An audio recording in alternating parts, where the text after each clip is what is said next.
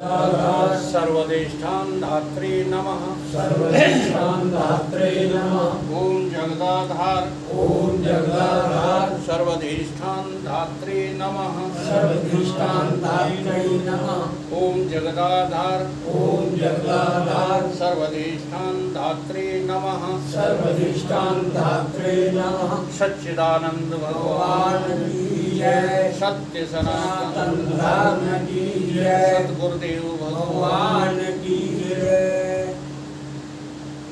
दृग दृश्य विवेक आदि गुरु शंकराचार्य कृत ये ग्रंथ है। दृग दृश्य विवेक आज का श्लोक नंबर है 24।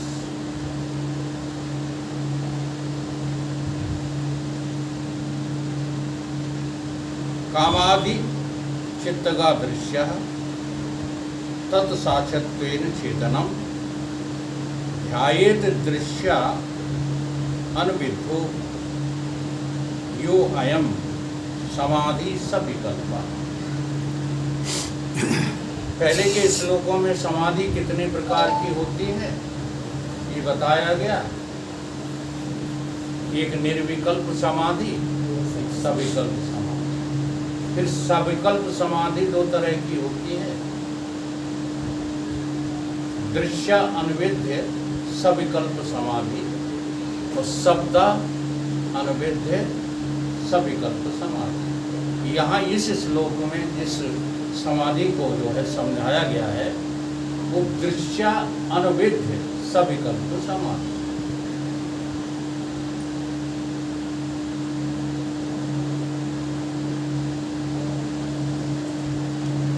दृश्य अनुविद्ध सविकल्प समाधि में अब समझना, देखो जो बातें हम समझाते रहते हैं वही ग्रंथों में निकलती है। आत्म चैतन्य का स्मरण किया जाता है। इसमें दृश्य अनुविद्ध संकल्प समाधि, लेकिन अवलंबन किसका लिया जाता है? दृश्यों का। दृश्यों को देख करके हमें भोगों में नहीं पड़ना। दृश्यों को देख करके हमें ये विचार करना है कि इन दृश्यों का दृष्टा कौन है, और जो इन दृश्यों का दृष्टा है, जो दिख रहे हैं, इनका जो दृष्टा है उसके स्मरण को ले आना अपने अंतःकरण में। क्या है? दृश्य अनविद्ध संकल्प समाधि।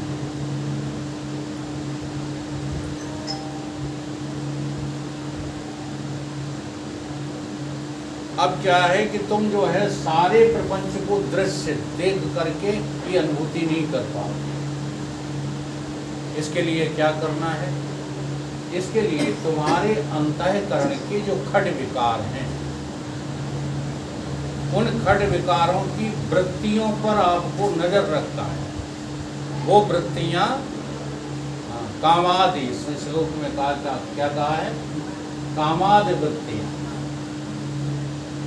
चित्त की, मन की जो काम, क्रोध, लोभ, मोह, मद, मत्सर आदि जो वृत्तियां हैं, वो वृत्तियां बनती हैं और बिगड़ जाती हैं, सदा नहीं बनी रहती।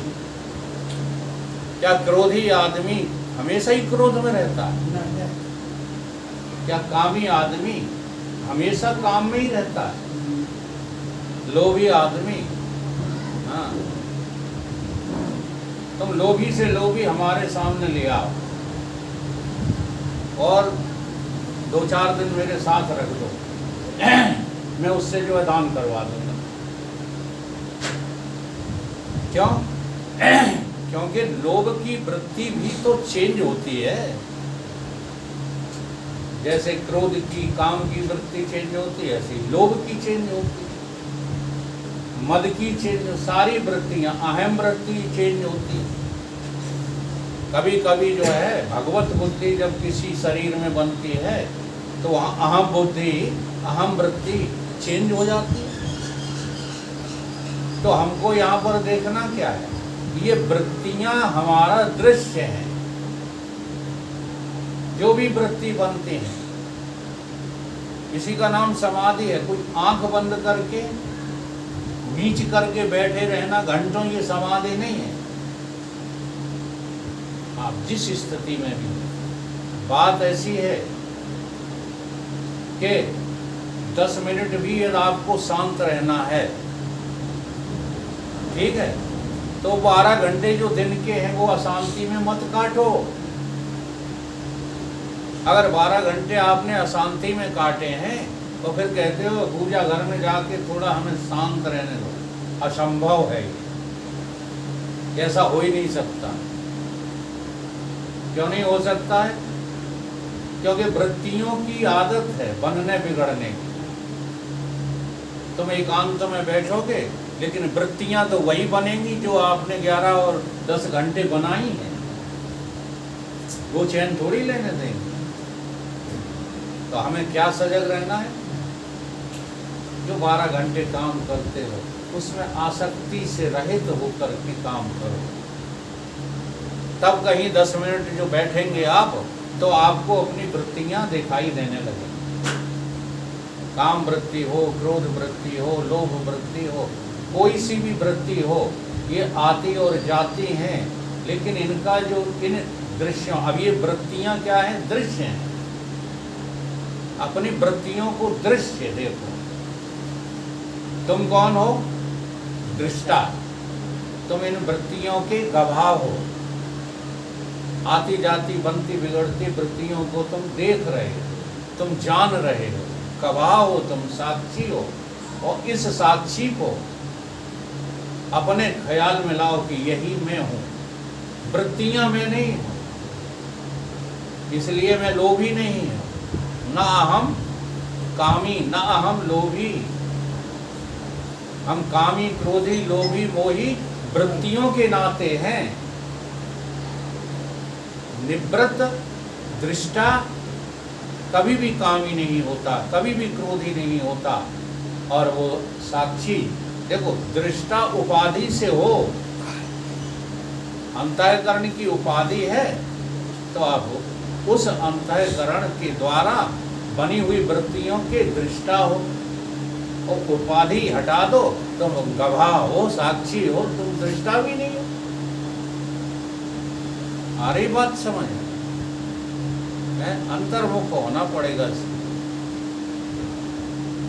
तो जो साक्षी है इन वृत्तियों का, वो मैं हूं। ऐसा ख्याल रखना, ऐसा अपनी बुद्धि में निश्चय रखने का नाम क्या है? दृश्य अनुविद्ध सविकल्प समाधि। ये तुम्हारी जो है दृश्य अनुविद्ध संकल्प समाधि हो गई।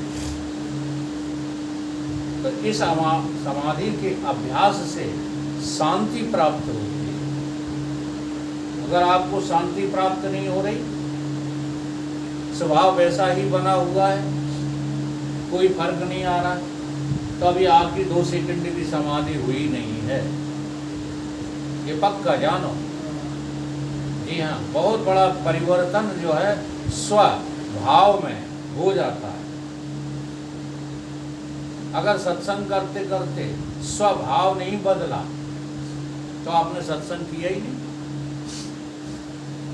जैसा पहले करते थे आचरण, वैसे ही अब कर रहे हो, तो आपका सत्संग काम आया क्या? नहीं आया। तो सीधी सीधी परिभाषा, वृत्तियों का साक्षी अहम, वृत्ति अहम नहीं। अब दिन रात के व्यवहार में तुम अनुभव करते रहा करो कि तुम साक्षी हो या वृत्ति ही बने हो। किसी पर क्रोध आ गया, तुम्हें क्या लगा? मैंने क्रोध किया, तो अभी आपकी जो है ये वाली समाधि नहीं लगी। काम आ गया, तुमने उसे क्रियान्वित कर दिया, तो आपकी अभी समाधि नहीं लगी। क्रोध के आते ही, हाँ जी, क्रोध वृत्ति के तुम साक्षी हो जाओ, तो क्रोध का जो कार्य है, लड़ाई झगड़ा, वो हो ही नहीं सकता। कैसे हो जाएगा बता? If you are साक्षी, यदि आप साक्षी हो गए हैं तो झगड़ा होने का सवाल है। अब इस बात को तो समझना नहीं चाहते, सीधे जो है गीता पर पहुंच जाते। तो क्या हम जो है अर्जुन की तरह हथियार डाल दें? अरे यार, वो बात क्या कही गई है, तुम कहाँ समझ रहे हो, क्या हो रहा है, कुछ पता नहीं चलता। सब इधर का उधर, इधर का उधर, हम मिश्रित भाव में समझते रहते हैं।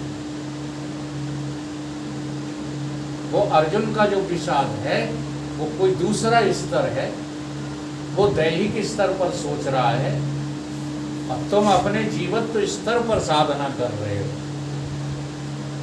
तो जीव हो जाते हैं जो, उनका बाहरी लड़ाई झगड़ा तो हमेशा के लिए बंद हो गया, मेरा तेरा हमेशा के लिए बंद हो गया। हाँ, बेईमानी, धरा उठाई सब बंद हो गया। अगर जीवत्व का साधक है जो, उसके लिए बाहरी संसार कोई मायने नहीं रखता।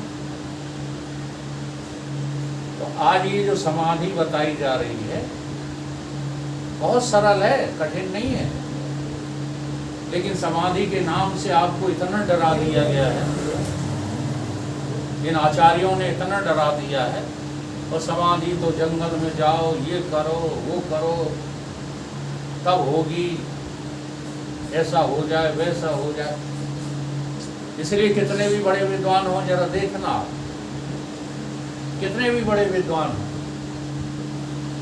भागवत आचार्य, भागवत उनकी जो है गले में, कंठ में लटकी है, गीता कंठ में लटकी है। ये कोई नंगा बाबा आ जाए तो स्टेज छोड़ के बाकी कदमों में गिर पड़ते हैं, चाहे नंगा बाबा के पास कुछ भी ना हो। क्या साबित करता है? किस बात को ही साबित करता है कि आचार्य लोग अभी भौतिकता में ही जी रहे हैं। तुम्हें अंदर से नंगा होना है यार, तो अपनी सारी वृत्तियों से नग्न हो जाओ। ये सारी वृत्तियों के हम कौन है? दृष्टा हैं। ये वृत्तियां हमारी नहीं है, हम वृत्ति नहीं है, हम क्रोधी नहीं है, हम लोभी नहीं है, हम दानी नहीं है, हम ज्ञानी नहीं है, हम अभिमानी नहीं है। ये सब वृत्तियों के धर्म है। एक एक जो है वृत्ति की पहचान करो। बोध वृत्ति बुद्धि बन के तुम मैं बन जाते हो। बुद्धि बने नहीं, क्या बन गए? ज्ञानी बने गए। बुद्धि बन ज्ञानी बने, तो मनोवृत्ति से आप ध्यानी बन जाते हो। मनवान ध्यानी बने तो देह अभिमानी, और देह वृत्ति बन गई, आकार वृत्ति बन गई किसी की भी देह की, चाहे वो अपनी देह हो, चाहे पत्नी की देह हो, चाहे पुत्र की, चाहे पुत्री की।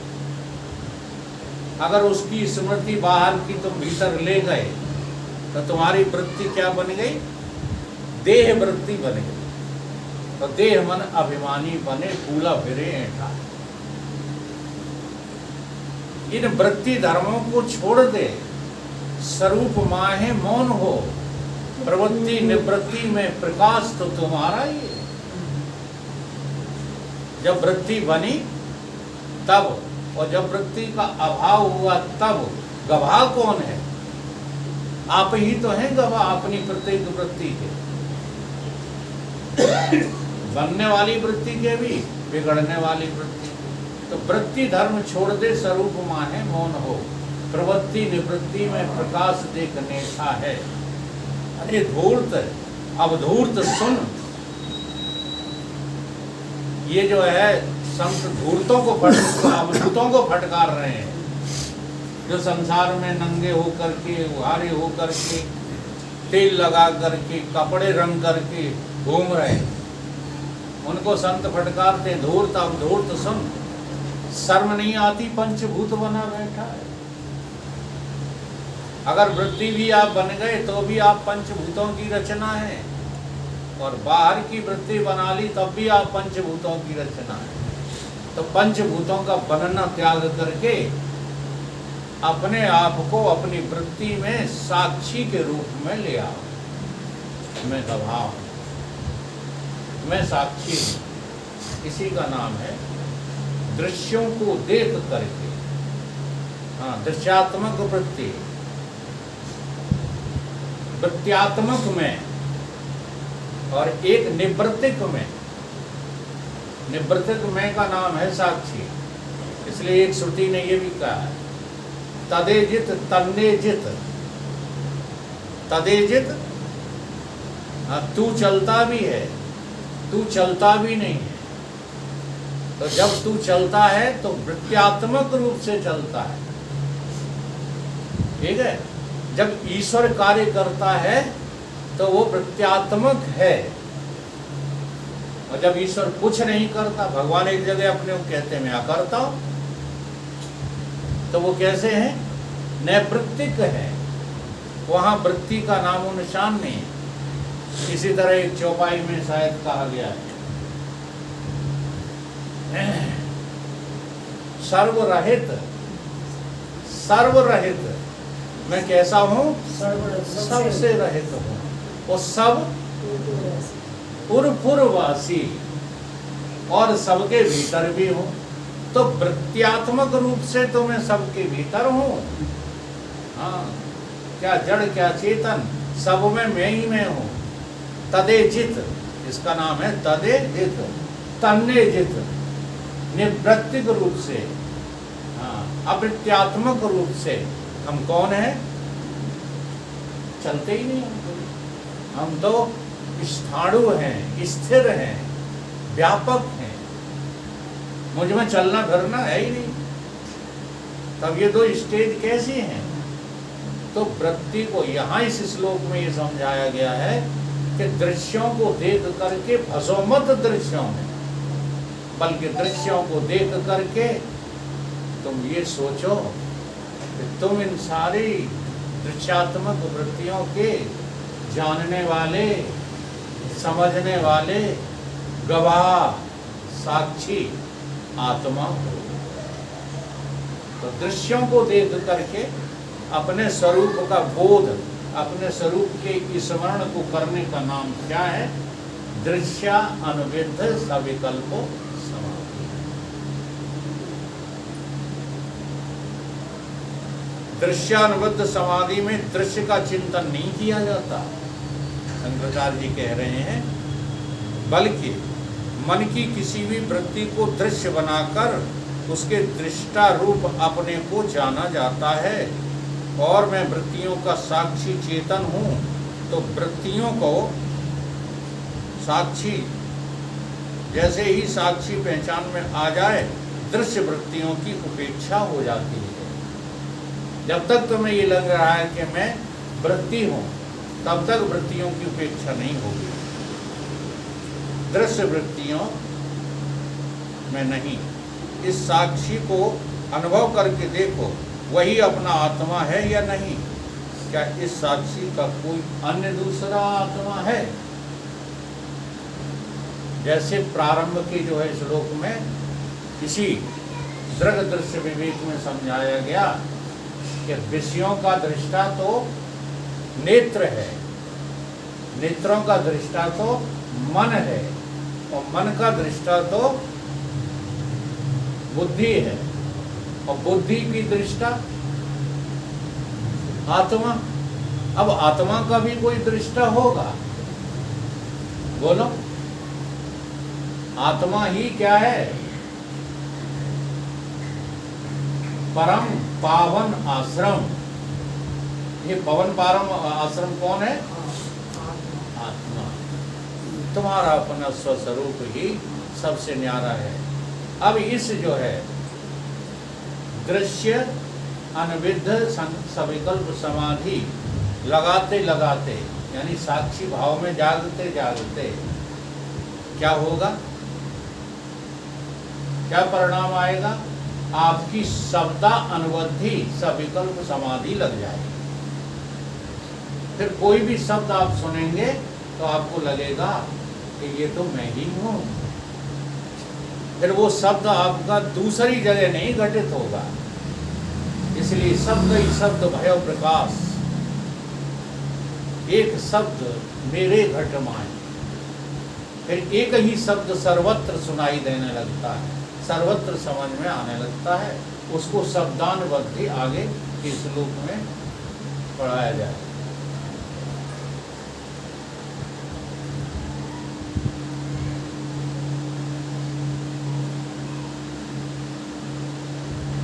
पथिक जी महाराज का एक स्टेटमेंट है, देखो कितने अच्छे संत थे। क्या कहते हैं?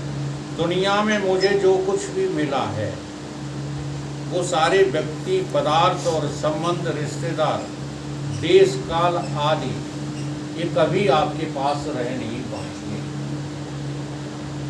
करो ऐसा अनुभव, ये कुछ भी आपके पास रह नहीं पाएंगे, रह नहीं सकते।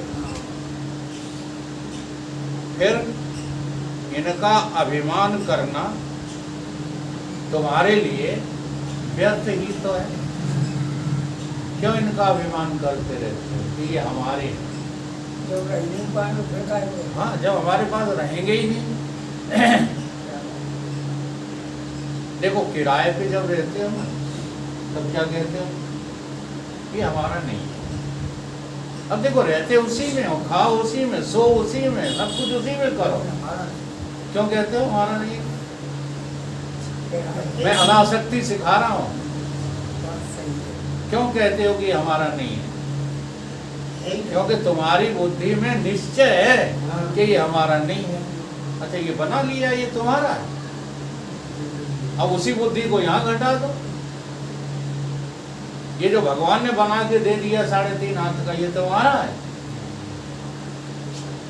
जिंदगी एक किराए का घर। किराए का घर है, एक न एक दिन बदलना पड़ेगा। निकलना पड़ेगा।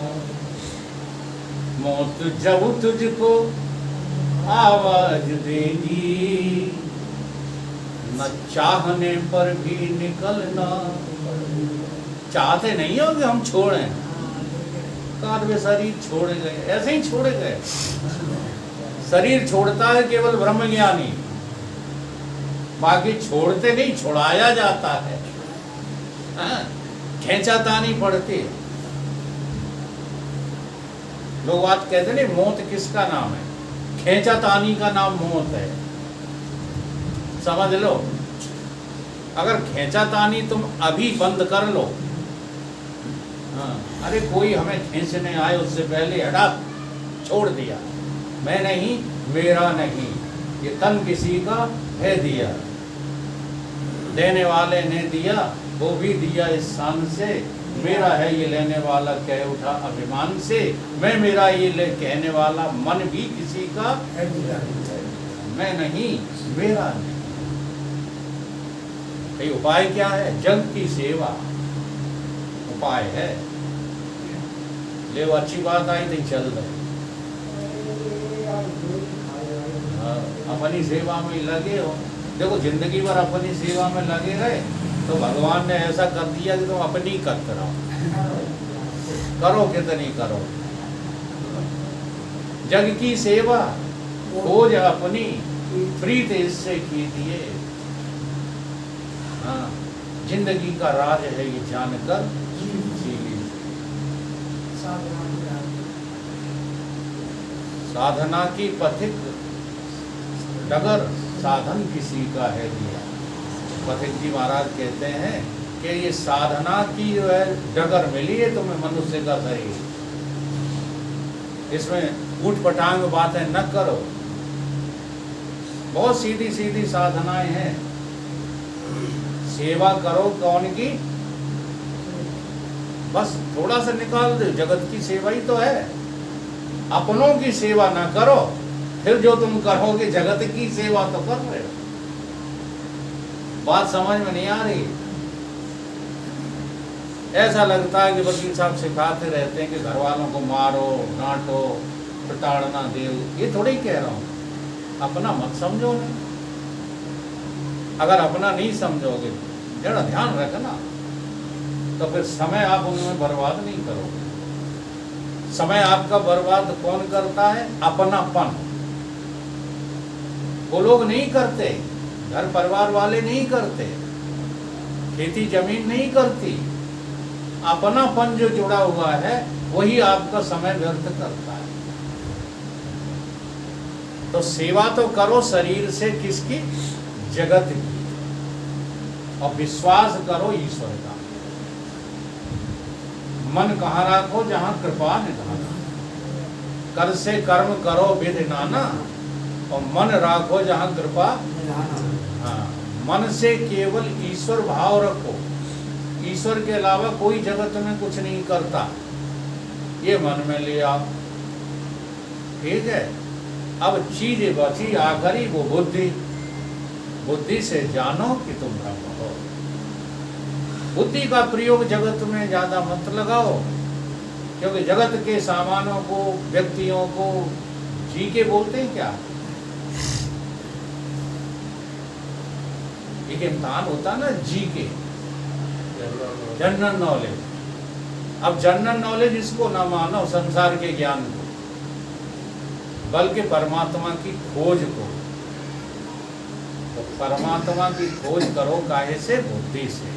और तीनों को काम में लगे रहने दो, कल्याण हो। ठीक है। इसी को जो है पथिक जी ने कहा है, जिसे तुम अपना समझते हो इसका परित्याग करो। दुनिया से गुजरा हूं, तलबगार नहीं हूं। पथिक जी क्या कहते हैं? दुनिया से गुजरा हूं, लेकिन तलबगार नहीं हूं। और बाजार से निकला हूं, पर खरीदार नहीं हूं। ये दुनिया एक बाजार है, यहाँ तुम्हें कुछ नहीं खरीदना, यहाँ तो देना ही देना है। केवल सेवा, केवल सेवा, केवल सेवा। बहुत सरल काम है। और ऐसा करोगे तो अभिमान टूटेगा, और नहीं करोगे तो दिन दूना रात चौगुना अहंकार पोषित होता रहेगा और अभिमान बढ़ता रहेगा। इसलिए पथिक जी ने एक भजन भी, जिसका तुम्हें अभिमान है ये भी न रहेगा, जिसका तुम्हें